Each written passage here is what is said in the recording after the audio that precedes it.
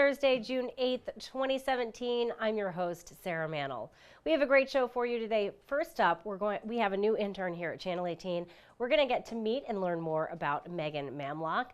Then we'll chat with Town Manager Mark Els, and finally, we'll check in with State Representative Randy Hunt. All of that on this episode of Barnstable Today. But first, let's go ahead and get a look at today's top headlines. The Hyannis Fire Department is warning residents of a scam. A Centerville resident recently reported getting a call soliciting donations for local fire departments. Trouble is, the Hyannis Fire Department is not asking for donations over the phone. The Hyannis Fire Department encourages residents to confirm any donation requests with the local department or organization. And the Massachusetts Office of Consumer Affairs and Business Regulation will host a forum to address scams like this one. Undersecretary John Chapman will come to Town Hall to help empower residents. Chapman will review ways to protect yourself from identity theft and current regulations to protect consumers. The forum will be held Tuesday, June 20th at 11 a.m. in the Town Hall hearing room. The Hyannis Youth and Community Center will again host a national skating competition. U.S. Figure Skating will host its Adult Figure Skating Championship at the HYCC next April. That event will bring hundreds of people from all across the United States and is always a boost to the local economy. Well, legislators on Beacon Hill want to hear from you on a proposal to tax short-term rentals. The Joint Committee on Financial Services will host a hearing on the proposal Monday, June 12th from 3 to 6 right here at Barnstable Town Hall. That meeting will be held in the Town Hall hearing room and is open to the public. Up next, we're going to meet Channel 18's new intern, Megan Mamlock.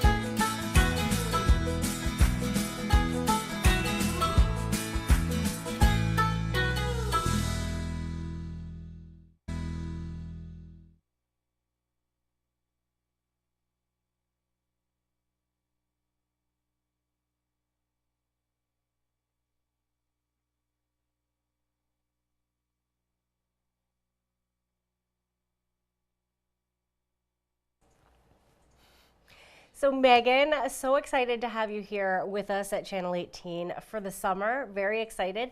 Tell me a little bit about yourself. I know you recently graduated from college. Tell me a little bit about that.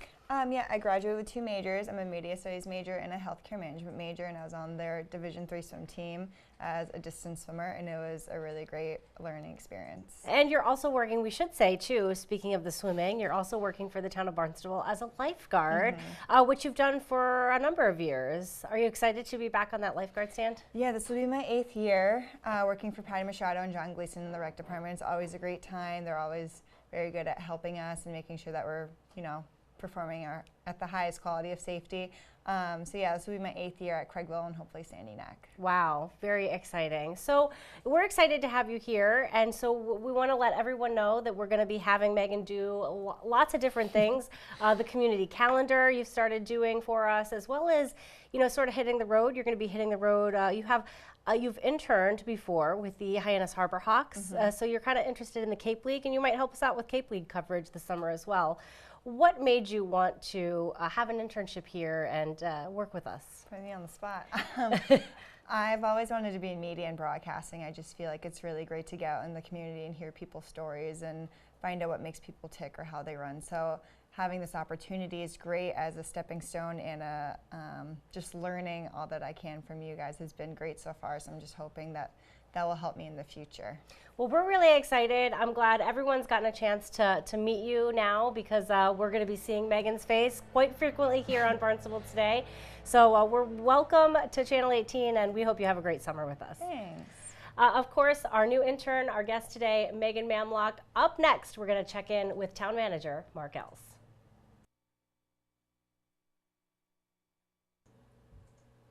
Mark, thanks for joining me today. I want to talk to you a little bit, see if there's an update. I know Cape Cod Regional Technical High School is really working to fund a new building. Yes. That affects every town that sends students to Cape Cod Regional Technical High School. So really looking, a vote is going to happen in every Cape town that is a member of Cape Cod Regional Technical High School in October. We're also considering a vote maybe in September to talk about a funding mechanism if that were to pass. Yes, the vote that'll be taken in October, I believe it's October 24th. I think it's from noon to 8 p.m. and it'll be at the same time in every community that the Cape Cod Technical High School services. Certainly Barnstable is one of those. And so that vote will happen in October, and the discussion that will be on June 15th before Town Council is, do we bring forward a Proposition 2.5 override vote for a debt exclusion in the amount of our costs associated with this Cape Tech High School project if it passes? Because for every community, it's not just Barnstable, for every community, there's going to be a vote, not related to the money, but related to the project. Do we want Cape Tech to build a new high school? Now, it's a $140+ million project. Really, the October vote is only to say, yes, I do, or no, I don't. So now, if it's a yes, I do, then the project, the cost for that project becomes the issue for each of the communities based on an equation that they use to apportion cost. And so now Barnstable is projected, even when the state gives the high school, if they get a yes vote, then the state will provide a certain percentage of the funding, and then the remainder of the funding comes from the communities. And basically it's a portion based on the number of students that go there. So Barnstable's share is as projected right now, is $1.8 million per year for 30 years. Which is a very hefty price tag. Basically, when I'm handed that bill, we have to go to the budget, and we have to, our budget doesn't go up for where we are today, plus $1.8 million. So, in a sense, you need to cut $1.8 million from programs and services elsewhere. And so the question becomes, okay, voter, you want the project, how do we pay for it? And one mechanism is to absorb it into the budget and cut our programs and services. Another mechanism is to ask the voters for a debt service 2.5 override, and by that it means the override only lasts as long as there's that loan that's due, and in this case they'd be borrowing for 30 years. And when that's done, then that money comes out of the budget, and the taxpayer no longer pays for that. And so I think the proposal to have that 2.5 debt exclusion, to vote on the 2.5 debt exclusion proposition override, would be so that voters, when they go to the polls in October, know how this would be funded. I think it's an important thing to know as a voter heading to the polls, making a decision about a project. If the Proposition 2.5 override maybe didn't go through, you'd know that going in, and you'd know that then if you approved the high school, it would drastically affect the services that you get from Town Hall. That's what we will decide with, obviously it's Town Council's decision whether this would go on a ballot. And that will be discussed on June 15th. But yeah, the thought is, by doing it ahead of time, when you go to vote on the project, you know what the funding is. Otherwise it's much easier to say, yeah, I think it's a great program, and not think about the funding piece. or not have an answer to it. They may think about it, but just not have an answer to it because it's an issue to be determined later. You do it up front, you're saying, okay, well, it didn't pass. You know, the override didn't pass, so basically, in the FY19 budget, in the case of the town of Barnstable, they need to cut about $1.8 million out of their budget. And continue to cut that for 30 years. Well, yeah, but functionally, because budgets are reoccurring, once we make that permanent cut in a given year to services and programs, as long as we don't restore that service or programs, it isn't It'd an be additional $8 million. You've already cut it, now it just carries forward For for 30 30 years. Yeah. So, you know, a lot of services there. That's a lot of a pretty hefty Potentially. price We tag. haven't run the exercise yet, but, you know, that's, It's a lot of money. yeah, well, I'm trying to think. It's probably over a 1% cut in the budget, and yeah, so that means truly that'll translate to that'll translate to programs and services. And staff Yeah. reductions as well? Don't know yet. Don't know. Don't know yet, but why would you? I mean, if you're going to cut it, I'm not an advocate to kind of cut things. Right. I mean, we're in here to provide excellent service. And to provide excellent service, it takes resources. Why would I kind of diminish that down to an average service, make us susceptible certainly to criticism? We're going to do something, we're going to do it right, or we're going to get out of the business of doing it unless the law tells us we can't. So if I'm looking at a budget, that's the way I'm going to look at it. So I wouldn't just look at cutting out like 5%. Everybody takes 5%. Who knows what the effect of that is? What are we all going to provide a little worse or less service? I don't think that's acceptable. I think you go in, you look specifically at programs and services, you make tough decisions on where those reductions will occur, and then you hold with those. And you try to keep the level of service that we're expected to provide in the areas that remain. So. And I know Superintendent Sanborn has visited town council and discussed the proposal with them. Do you think that the school will do some more outreach to talk about the community, or to talk to the community and residents, and to maybe answer any questions that they have? They've been available at a telephone call, email, whatever. However we can communicate, they're here.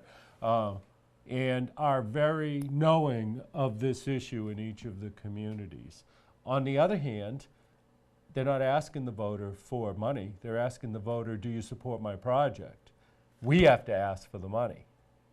So it's, I don't think our voters know this yet. And they're going to be very confused by this. And It is a confusing issue. it is, and we've already been yeah. told that they're coming. Bob Sanborn is, I'm actually on his building committee, and we have a couple of reps. One of the spots, if anybody's interested in this, please let me know, email me, call me, whatever works for you. I'm looking for another school committee member to be on the Cape Tech school board, and right now I have one, Ann Williams, and we want another. The person who was in the post had left that post, and so now it's a town manager appointment, so anybody who's interested, please reach out to me. But so yeah, we've got to be able to communicate. I think our residents will call, you know, I'm thinking they'll actually call our school superintendent and our school committee. Yeah, I'm sure. Because it's a school type discussion. But really, it's a decision that's going to fall in the town manager, town council lap. You know, it's not really a school. It's not a town of Barnstable school issue. This could affect the town of Barnstable's budget, not just. It wouldn't affect the school budget, right? Well, because of the way that we share a finance director, it's going to be it's going to be a mutually discussed item within the budget. $1.8 million out of the municipal budget is $1.8 million out of the municipal budget. Yep. Right now we have a 60-40 split with the schools, basically, with the budget, and so yeah, it's going to involve all of us in the discussion. Well, thank you for joining us, telling us a little bit more about this issue. I'm sure we'll discuss it again in the future because it's definitely bound to be a topic of discussion. We really appreciate it, Mark. It is, and the voters need to, if they have questions, we'll continue to provide information here on the website. I've been talking to the media about it, and you know, if I need to come out to a group, or if a resident just wants to call me, please do. Great, Please do. thank you. Yeah. Love that open door policy. We really Absolutely. appreciate it. Our guest today, Town Manager Mark Ellis.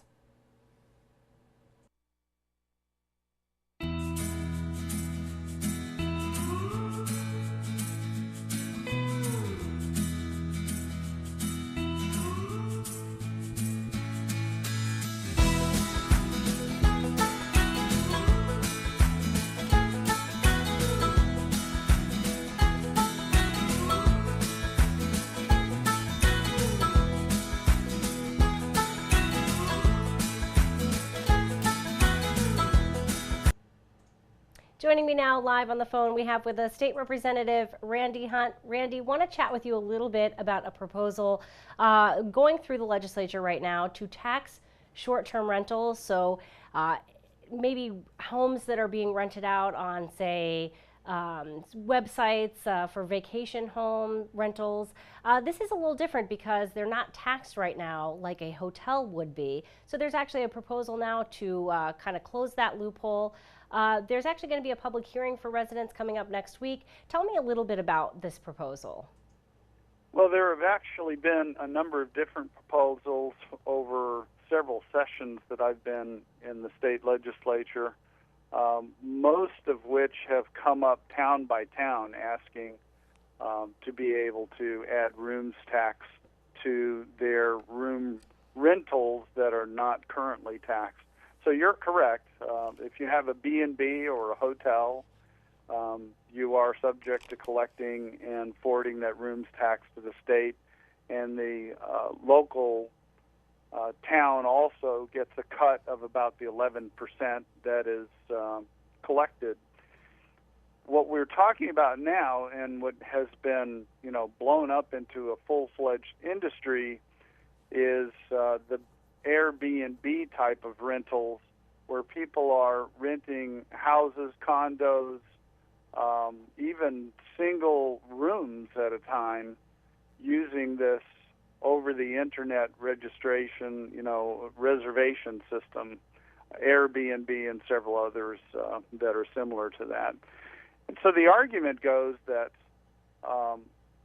if you are running a business of renting out your house or condo, that you should be held to the same standard as other businesses such as hotels and B&Bs for collecting this rooms rental tax. And there are several varieties of bills that are on the docket this session. So the Monday hearing in Barnstable at Town Hall, I believe that starts at 3 o'clock, is going to have more than one version available for discussion and comment that day. The governor proposed a tax, a rooms tax, to be declared on Airbnb type of rentals only if the person who's renting those rents it for more than 150 nights per year. Now, with our summer season being shorter than 150 days, the governor's version of this actually wouldn't pick up much of anything that's going on Cape Cod, but it would pick up a number of businesses that have purchased condos specifically for the purpose of renting those out 365 days a year, and a lot of that's happening in the Boston area.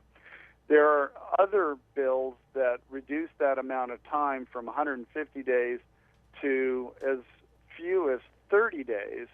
So in case of a lot of people that rent their homes for a couple of months during the season on Cape Cod in the summer, if it were a 30-day limit over which you would have to collect the tax, it would capture a lot of those renters.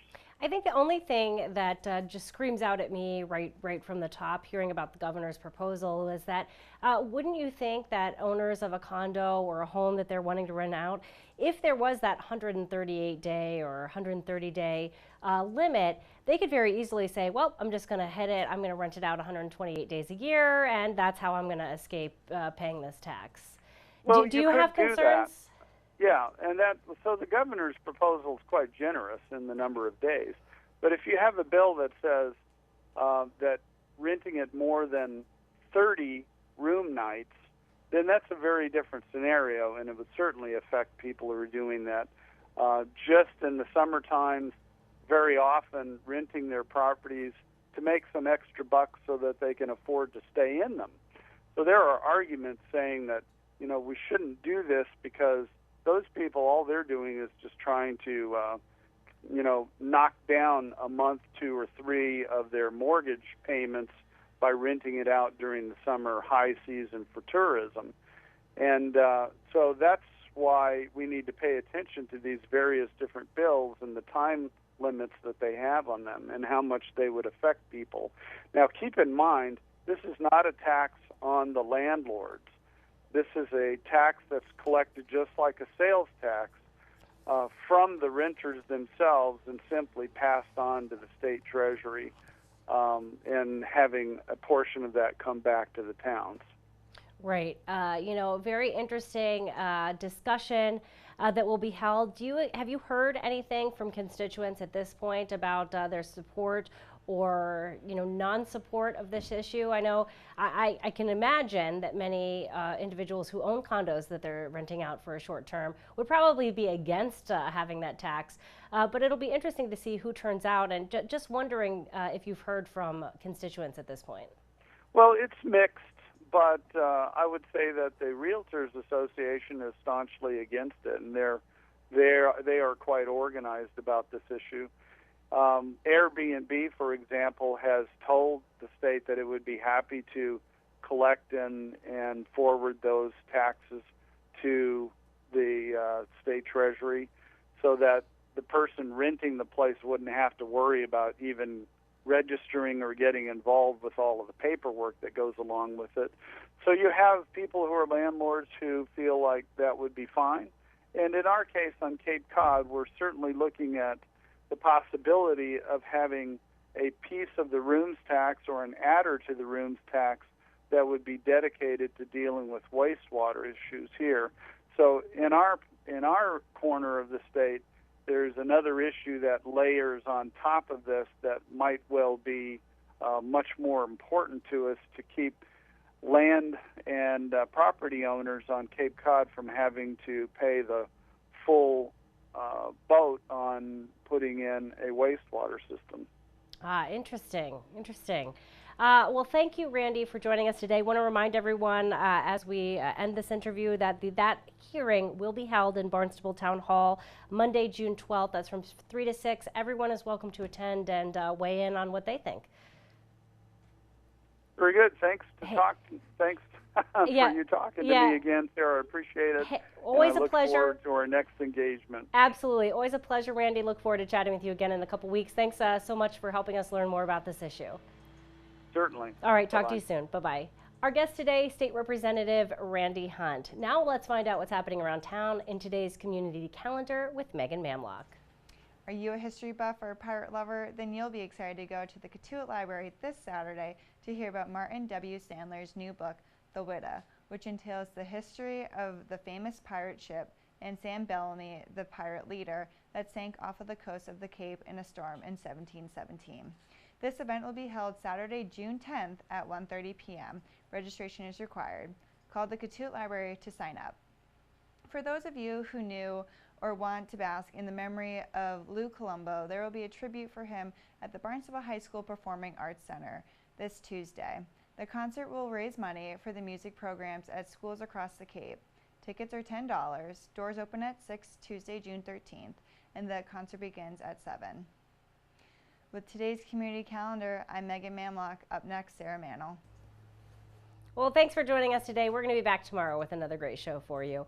On tomorrow's show, we're going to chat with HYCC General Manager Joe Izzo. He's going to tell us all about the upcoming bike rodeo. We'll also have our weekly arts and culture segment and so much more. For Barnstable Today, I'm Sarah Mantle.